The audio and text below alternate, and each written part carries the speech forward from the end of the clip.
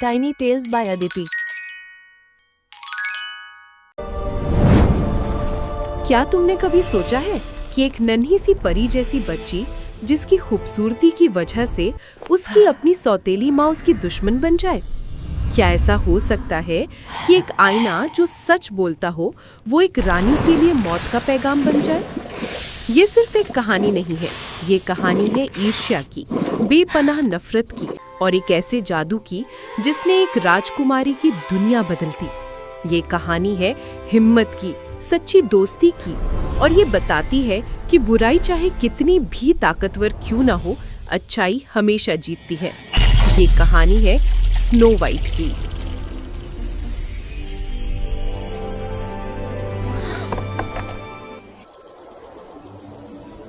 एक जमाने की बात है।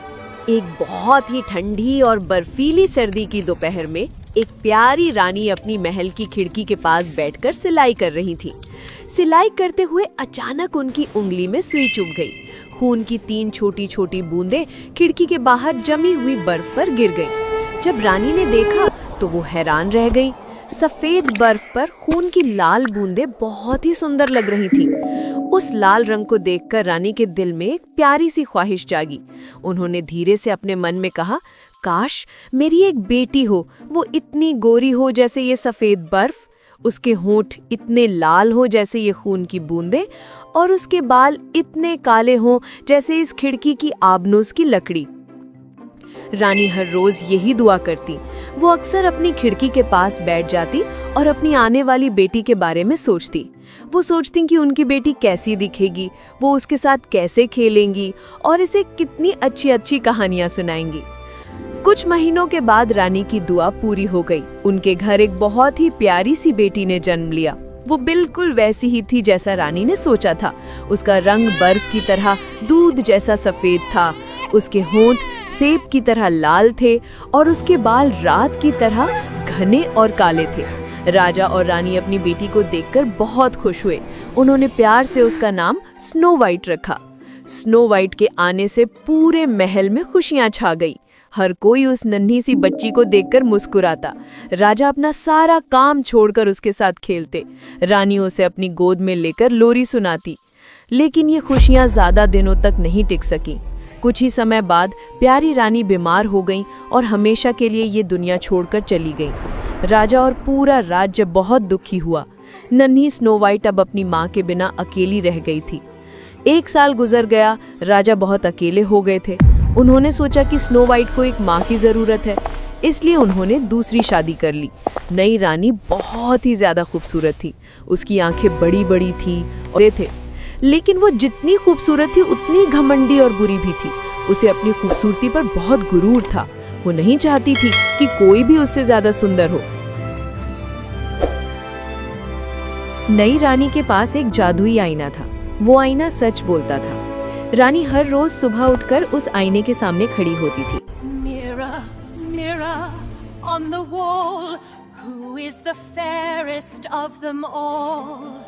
वो अपने बालों को संवारती, अच्छे अच्छे कपड़े पहनती और फिर आईने से पूछती, आईने आईने तू ये बता, इस दुनिया में सबसे सुंदर कौन है? और आईना हर रोज एक ही जवाब देता, आप मेरी रानी, आप ही सबसे सुंदर हैं। ये सुनकर रानी बहुत खुश हो जाती थी। उसे तसल्ली हो जाती थी कि उससे ज्यादा सुंदर कोई नहीं है। समय बीतता गया। स्नो वाइट धीरे धीरे बड़ी हो रही थी।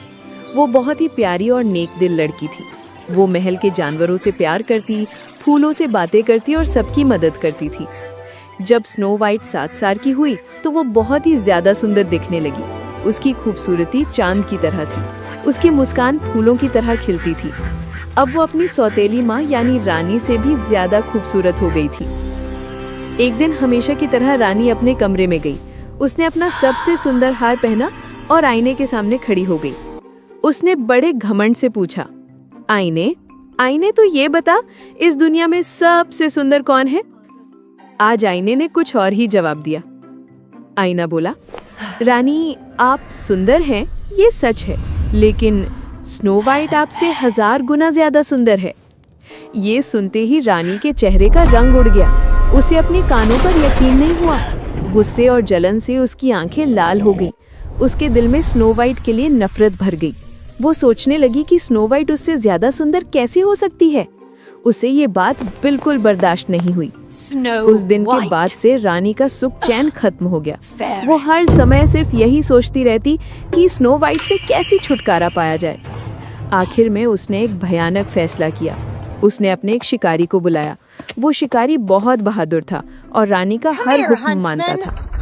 रानी ने शिकारी से कहा, तुम स्नो वाइट को घने जंगल में ले जाओ, वहां ले जाकर उसे मार दो और सबूत के तौर पर उसका दिल निकालकर मेरे पास ले आना।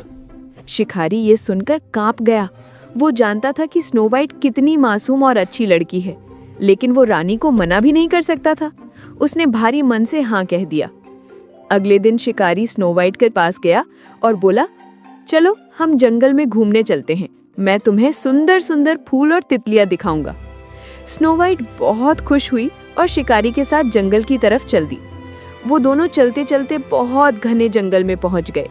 वहां बड़े बड़े पेड़ थे और सूरज की रोशनी भी जमीन तक नहीं आ रही थी। अचानक शिकारी रुक गया और उसने अपनी छुरी निकाली।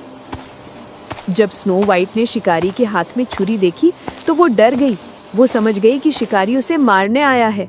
वो रोने लगी और शिकारी के पैरों में गिर गई। उसने मासूमियत से कहा, प्लीज मुझे मत मारो, मैं वादा करती हूँ कि मैं कभी इस महल में वापस नहीं आऊंगी। मैं हमेशा के लिए इसी जंगल में रहूंगी। स्नो वाइट के आंसू और उसकी मासूमियत देखकर शिकारी का दिल पिघल गया। उसने सोचा, मैं इस प्यारी बच्ची को कैसे मार सकता हूँ। उसने अपनी छुरी फेंक दी और स्नो वाइट से कहा, ठीक है बच्ची, तुम भाग जाओ, लेकिन याद रखना कभी वापस मत आना। स्नो वाइट ने शिकारी का शुक्रिया अदा किया और जंगल में अंदर की तरफ भागने लगी। शिकारी ने सोचा कि अब रानी को क्या सबूत देगा। तभी उसे पास में एक जंगली सुअर दिखाई दिया। उसने उस सुअर को मारकर उसका दिल निकाल लिया और रानी को ले जाकर दे दिया। रानी ने जब वो दिल देखा तो वो बहुत खुश हुई। उसने सोचा कि अब स्नो वाइट मर चुकी है और वही दुनिया की सबसे सुंदर औरत है। उधर स्नो वाइट जंगल में अकेली और डरी हुई थी। वो भागती रही। उसे नहीं पता था कि वो कहाँ जा रही है। रात होने लगी थी। जंगल और भी ज्यादा डरावना लग रहा था। पेड़ों की परछाइयां ऐसे लग रही थीं जैसे कोई राक्षस हो। जानवरों की अजीब अजीब आवाजें आ रही थी। स्नो वाइट बहुत थक गई थी। वो एक पेड़ के नीचे बैठकर रोने लगी। तभी उसे दूर एक छोटी सी रोशनी दिखाई दी।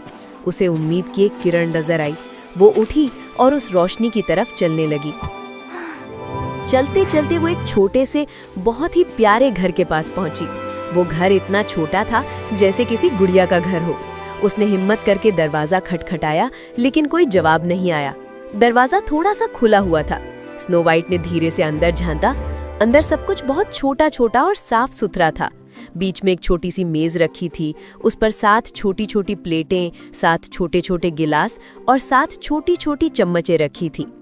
हर प्लेट में थोड़ा सा खाना था और हर गिलास में थोड़ा सा पानी। स्नो वाइट को बहुत भूख और प्यास लग रही थी। उसने हर प्लेट से बस एक छोटा सा निवाला खाया और हर गिलास से एक घूंट पानी पिया, ताकि किसी एक का खाना खत्म न हो। फिर उसे नींद आने लगी। उसने देखा कि दीवार के साथ 7 छोटे छोटे बिस्तर लगे हुए हैं। हर बिस्तर पर एक नरम सा गद्दा और एक प्यारी सी चादर बिछी थी। उसने पहले बिस्तर पर लेटने की कोशिश की, लेकिन वो बहुत छोटा था। फिर उसने दूसरा बिस्तर देखा, वो भी छोटा था। एक एक करके उसने सारे बिस्तर देखे। आखिर में 7वां बिस्तर उसे बिल्कुल ठीक आया। वो उस पर लेट गई और गहरी नींद में सो गई। ये घर 7 बौनों का था। वो 7 बौने दिन भर पहाड़ों में सोने और चांदी की खान में काम करते थे और रात को अपने घर वापस आते थे। जब रात हुई तो वो 7 अपने घर लौटे। उन्होंने अपने हाथों में छोटी छोटी लालटेन पकड़ी हुई थी। जैसे ही वो अंदर आए, उन्हें लगा कि कुछ गड़बड़ है। पहले बौने ने कहा, अरे मेरी कुर्सी पर कोई बैठा था। दूसरे ने कहा, मेरी प्लेट से किसी ने खाना खाया है। तीसरे ने कहा, मेरे गिलास से किसी ने पानी पिया है। चौथे ने कहा, मेरी रोटी का टुकड़ा गायब है। वो सब हैरान थे कि उनके घर में कौन आया होगा। फिर वो अपने बिस्तरों की तरफ गए। एक एक करके सबने देखा कि उनके बिस्तर पर कोई लेटा था। जब 7वां बौना अपने बिस्तर के पास पहुंचा तो उसने अपनी लालटेन की रोशनी में देखा कि एक बहुत ही सुंदर लड़की सो रही है। उसने धीरे से बाकी सबको बुलाया, इधर आओ, देखो। 7 बौने स्नो वाइट के बिस्तर के चारों तरफ खड़े हो गए। वो उसकी खूबसूरती देखकर हैरान रह गए। वो इतनी प्यारी लग रही थी कि उन्होंने उसे जगाया नहीं। उन्होंने फैसला किया कि वो उसे आराम से सोने देंगे। 7वां बौना, जिसका बिस्तर स्नो वाइट ने ले लिया था, वो अपने दोस्तों के साथ थोड़ा थोड़ा करके सो गया। अगली सुबह जब स्नो वाइट की आंख खुली तो उसने अपने चारों तरफ 7 छोटे छोटे आदमियों को देखा। वो पहले तो डर गई, लेकिन बौनों ने मुस्कुराकर कहा, डरो मत, हम तुम्हें कुछ नहीं कहेंगे। तुम कौन हो और हमारे घर में कैसे आई? What am I going to do? Snow white ने हिम्मत करके उन्हें अपनी पूरी कहानी सुनाई। उसने बताया कि कैसे उसकी सौतेली माँ उसे मारना चाहती थी और कैसे शिकारी ने उसे छोड़ दिया। उसकी कहानी सुनकर बौनों को बहुत दुख हुआ। उन्होंने आपस में बात की और फिर सबसे बड़े बौने ने कहा, देखो, अगर तुम हमारा घर साफ सुथरा रखोगी, हमारे लिए खाना बनाओगी और हमारा ध्यान रखोगी तो तुम हमारे साथ यहाँ रह सकती हो। हम तुम्हारी हिफाजत करेंगे। स्नो वाइट ये सुनकर बहुत खुश हुई। उसने खुशी खुशी हाँ कर दी। अब स्नो वाइट उन 7 बौनों के साथ रहने लगी। वो हर रोज सुबह उठती, पूरे घर की सफाई करती, सबके लिए स्वादिष्ट खाना बनाती। जब बौने काम पर जाते तो वो उन्हें हंसते हंसते विदा करती। बौने भी स्नो वाइट से बहुत प्यार करने लगे थे। वो हर रोज काम पर जाने से पहले उसे समझाते, स्नो वाइट, अपना ध्यान रखना, किसी भी अजनबी के लिए दरवाजा मत खोलना, तुम्हारी सौतेली माँ को पता चल जाएगा कि तुम जिंदा हो। उधर महल में रानी को लग रहा था कि अब वो ही सबसे सुंदर है। कुछ दिन बाद वो फिर अपने जादुई आईने के सामने गई और पूछा, आईने आईने, तू ये बता, अब सबसे सुंदर कौन है? आईने ने जवाब दिया, रानी, आप यहाँ तो सबसे सुंदर हैं, लेकिन 7 पहाड़ों के पार 7 बौनों के घर में स्नो वाइट आपसे 1000 गुना ज्यादा सुंदर है। ये सुनकर रानी का गुस्सा 7वें आसमान पर पहुंच गया। उसे समझ आ गया कि शिकारी ने उसे धोखा दिया है। उसने फैसला किया कि अब वो खुद स्नो वाइट को मारेगी। रानी ने अपना भेष बदला। उसने एक बूढ़ी औरत का रूप बनाया। उसने फटे पुराने कपड़े पहने और अपने चेहरे पर झुर्रियां बना ली। फिर उसने एक टोकरी में सुंदर सुंदर रंगीन फीते रखे और बौनों के घर की तरफ चल दी। जब वो वहां पहुंची तो उसने दरवाजे से आवाज लगाई, रंगीन फीते ले लो, सुंदर सुंदर फीते। स्नो वाइट ने खिड़की से झांका। उसे बूढ़ी औरत पर तरस आ गया। उसने बौनों की बात याद की, लेकिन फिर सोचा कि इस बूढ़ी अम्मा को अंदर बुलाने में क्या हर्ज है। उसने दरवाजा खोल दिया। बूढ़ी औरत अंदर आई और बोली, अरे वाह, कितनी प्यारी लड़की हो, लाओ मैं तुम्हारे कपड़ों में ये सुंदर सा फीता बांध दूं। स्नो वाइट मान गई। रानी ने फीता लिया और उसकी कमर पर इतनी जोर से बांधा कि स्नो वाइट की सांस रुक गई। वो बेहोश होकर जमीन पर गिर पड़ी। रानी जोर जोर से हंसी और वहां से भाग गई। शाम को जब बौने घर वापस आए तो उन्होंने स्नो वाइट को जमीन पर पड़े देखा। वो घबरा गए। उन्होंने जल्दी से उस कसे हुए फीते को काटा। जैसे ही फीता ढीला हुआ, स्नो वाइट ने एक गहरी सांस ली और उसकी आंखें खुल गईं। बौनों ने उसे पानी पिलाया और उसे समझाया कि वो बूढ़ी औरत और कोई नहीं बल्कि उसकी सौतेली माँ ही थी। अगले दिन महल में रानी फिर अपने आईने के पास गई। उसने पूछा, आईने आईने, अब तो बता दे सबसे सुंदर कौन है? आईने ने फिर वही जवाब दिया, स्नो वाइट, जो बौनों के घर में रहती है, वो ही सबसे सुंदर है। रानी गुस्से से पागल हो गई। इस बार उसने और भी खतरनाक योजना बनाई। उसने एक जहरीला कंघा बनाया। फिर उसने अपना भेष बदला और एक दूसरी बूढ़ी औरत बनकर बौनों के घर पहुंच गई। उसने आवाज लगाई, सुंदर कंघे ले लो, बालों के लिए जादुई कंघे। स्नो वाइट ने दरवाजा नहीं खोला। उसने खिड़की से ही कहा, नहीं अम्मा, मुझे कुछ नहीं चाहिए, मैं किसी को अंदर नहीं बुला सकती। रानी ने कहा, कोई बात नहीं बेटी, तुम बस ये सुंदर कंघा देख तो लो। कंघा वाकई बहुत सुंदर था। स्नो वाइट खुद को रोक नहीं पाई।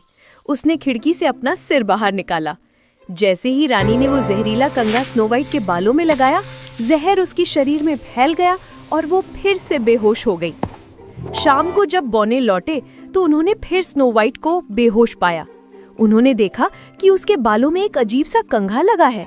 उन्होंने फौरन वो कंघा निकालकर फेंक दिया। थोड़ी देर बाद स्नो वाइट को होश आ गया। बौनों ने उसे बहुत डांटा और कहा, हमने तुमसे कहा था ना, अब वादा करो कि तुम किसी के लिए भी दरवाजा नहीं खोलोगी। स्नो वाइट ने रोते हुए वादा किया। महल में रानी को जब आईने से पता चला कि स्नो वाइट अभी भी जिंदा है, तो उसने सोचा कि इस बार वो ऐसा कुछ करेगी कि स्नो वाइट बच ही ना पाए। उसने एक बहुत ही खतरनाक योजना बनाई। वो अपने गुप्त कमरे में गई और एक सेब बनाया। वो सेब आधा सफेद था और आधा लाल। देखने में बहुत ही स्वादिष्ट लग रहा था, लेकिन रानी ने उसके लाल हिस्से में बहुत तेज जहर मिला दिया था। इस बार उसने एक किसान औरत का भेष बनाया और टोकरी में बहुत सारे सेब लेकर बोनो के घर की तरफ चल दी। उसने आवाज लगाई, ताजे ताजे मीठे सेब ले लो। स्नो वाइट ने खिड़की से कहा, नहीं, मुझे कुछ नहीं चाहिए, मैं दरवाजा नहीं खोल सकती। किसान बनी रानी ने मीठी आवाज में कहा, कोई बात नहीं बेटी, तुम्हें मुझ पर यकीन नहीं है क्या? देखो, मैं सेब के 2 टुकड़े करती हूँ। ये सफेद वाला हिस्सा मैं खाती हूँ और ये लाल वाला सुंदर हिस्सा तुम खा लो। ये कहकर रानी ने सेब का सफेद हिस्सा खाकर दिखाया। जब स्नो वाइट ने देखा कि औरत को कुछ नहीं हुआ, तो उसे यकीन हो गया कि सेब ठीक है। उसने खिड़की से हाथ बढ़ाकर सेब का लाल टुकड़ा ले लिया। जैसे ही स्नो वाइट ने सेब का पहला टुकड़ा खाया, वो जमीन पर गिर पड़ी। इस बार जहर बहुत तेज था। रानी जोर जोर से हंसने लगी। अब तुम्हें कोई नहीं बचा सकता, ये कहकर वो वहां से चली गई। शाम को जब बौने घर आए, तो उन्होंने स्नो वाइट को जमीन पर मरा हुआ पाया। उन्होंने उसे उठाने की कोशिश की, उसके मुंह पर पानी छिड़का, लेकिन कुछ नहीं हुआ। वो सांस नहीं ले रही थी। बौने समझ गए कि इस बार वो अपनी प्यारी स्नो वाइट को खो चुके हैं। वो सब 3 दिन और 3 रात तक रोते रहे। वो उसे जमीन में दफनाना नहीं चाहते थे, क्योंकि वो अभी भी बहुत सुंदर लग रही थी, जैसे बस सो रही हो। उन्होंने उसके लिए कांच का एक ताबूत बनाया। उन्होंने स्नो वाइट को सुंदर कपड़े पहनाकर उस ताबूत में लिटा दिया। फिर उन्होंने उस ताबूत पर सुनहरे अक्षरों में लिखा, ये स्नो वाइट है, एक राजा की बेटी। उन्होंने उस ताबूत को पहाड़ की चोटी पर रख दिया और बारी बारी से उसकी रखवाली करने लगे। महल में रानी ने जब अपने आईने से पूछा, तो आईने ने कहा, आप मेरी रानी, अब आप ही सबसे सुंदर है। ये सुनकर रानी को आखिरकार सुकून मिला। कई साल बीत गए। एक दिन एक राजकुमार उस जंगल में शिकार खेलने आया। घूमते घूमते वो उस पहाड़ पर पहुंच गया जहां स्नो वाइट का ताबूत रखा था। उसने जब कांच के ताबूत में सोती हुई स्नो वाइट को देखा, तो वो बस देखता ही रह गया। उसे पहली नजर में ही स्नो वाइट से प्यार हो गया। उसने बोनो से कहा, ये कौन है? ये इतनी सुंदर है जैसे कोई परी हो। बोनो ने उसे सारी कहानी बताई। राजकुमार ने उनसे बहुत मिन्नत की, प्लीज मुझे ये ताबूत अपने साथ ले जाने दो। मैं वादा करता हूँ कि मैं इसकी हमेशा इज्जत करूंगा। मैं इसके बिना नहीं रह सकता। बोने पहले तो नहीं मानी, लेकिन राजकुमार की आंखों में सच्चा प्यार देखकर उनका दिल पिघल गया। उन्होंने उसे ताबूत ले जाने की इजाजत दे दी। राजकुमार ने अपने नौकरों को ताबूत उठाने के लिए कहा। जब नौकर उस भारी ताबूत को उठाकर पहाड़ से नीचे उतर रहे थे, तो एक नौकर का पैर पेड़ की जड़ में अटक गया और वो लड़खड़ा गया। इस झटके से ताबूत जोर से हिला। ताबूत के हिलने से वो जहरीले सेब का टुकड़ा जो स्नो वाइट के गले में अटका हुआ था, वो बाहर निकल गया। अचानक स्नो वाइट ने अपनी आंखें खोली। उसने उठकर कहा, मैं कहाँ हूँ? राजकुमार की खुशी का कोई ठिकाना नहीं रहा। उसने दौड़कर स्नो वाइट का हाथ पकड़ा और कहा, तुम सुरक्षित हो, मैं एक राजकुमार हूँ। क्या तुम मेरे साथ मेरे महल चलोगी और मेरी रानी बनोगी? स्नो वाइट ने जब राजकुमार को देखा, तो वो भी उसे पसंद करने लगी। उसने मुस्कुराकर हाँ कह दी। राजकुमार स्नो वाइट को अपने महल ले गया। दोनों की शादी की बहुत बड़ी तैयारी हुई। दूर दूर के राजा महाराजाओं को बुलाया गया। स्नो वाइट की सौतेली माँ यानी उस घमंडी रानी को भी शादी का न्योता भेजा गया। जब रानी शादी में जाने के लिए तैयार हो रही थी, तो उसने अपनी आदत के अनुसार आईने से पूछा, आईने आईने, सच बता, सबसे सुंदर कौन है? आईने ने जवाब दिया, रानी आप सुंदर हैं, लेकिन नई रानी आपसे 1000 गुना ज्यादा सुंदर है। रानी ये सुनकर आग बबूला हो गई। वो देखना चाहती थी कि आखिर ये नई रानी कौन है जो उससे ज्यादा सुंदर है। वो जलन और गुस्से में शादी में पहुंची। जैसे ही उसने स्नो वाइट को दुल्हन बने देखा, वो डर और हैरानी से पत्थर बन गई। उसे उसके बुरे कामों की सजा मिली। उसे लोहे के गरम गरम जूते पहनाए गए और सबके सामने नाचने के लिए मजबूर किया गया। वो दर्द से चीखती रही और नाचते नाचते गिर पड़ी और फिर कभी नहीं उठी। उसके बाद स्नो वाइट और राजकुमार ने हमेशा खुशी खुशी राज किया। वो अपनी प्रजा के साथ बहुत प्यार और दया से पेश आते थे। सातों बौने अक्सर उनसे मिलने महल आया करते थे और उनका हमेशा शाही मेहमानों की तरह स्वागत होता था। इस कहानी से हमें ये सीख मिलती है कि जलन और नफरत का अंजाम हमेशा बुरा होता है और अच्छाई और दया की इस कहानी से हमें ये सीख मिलती है कि जलन और नफरत का अंजाम हमेशा बुरा होता है और अच्छाई और दया की।